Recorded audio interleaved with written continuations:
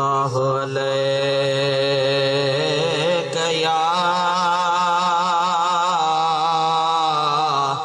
या रसूल अल्लाह वसल्लम अलैका या हबीब अल्लाह सल्लल्लाहु अलैका या रसूल अल्लाह वसल्लम अलैका या हबीब अल्लाह।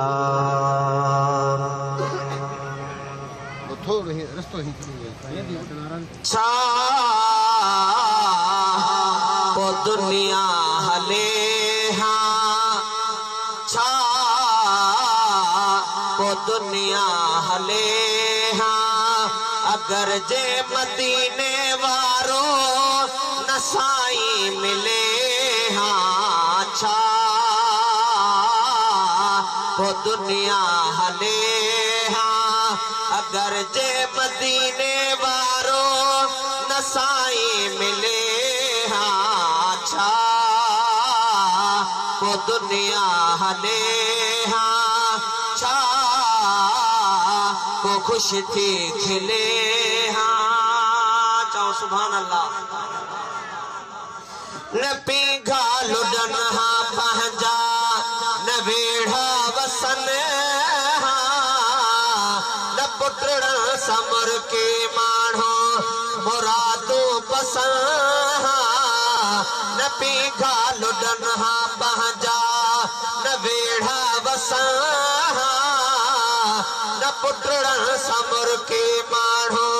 मुरादो पसंद जे महबूब मिठड़ो मौला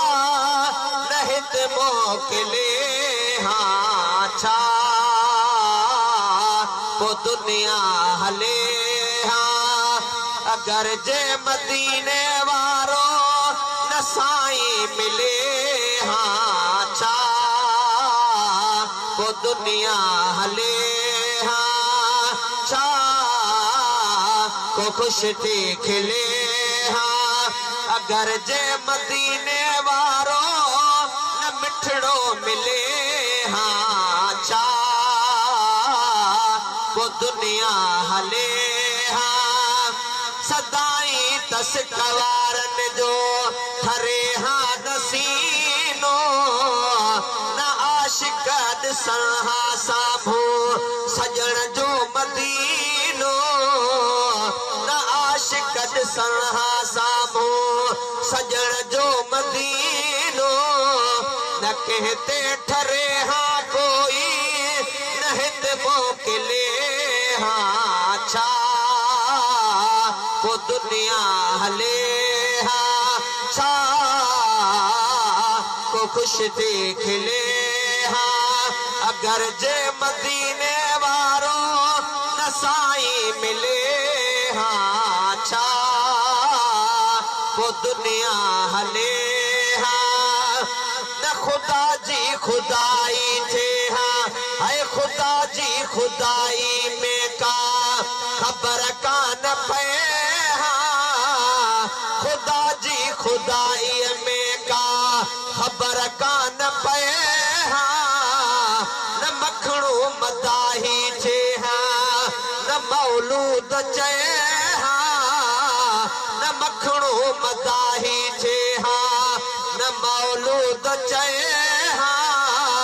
न ठाहे सजण जो नातो न टहकी टिले छा दुनिया हले अगर जे मदीने वारो नसाई मिले छा दुनिया हले।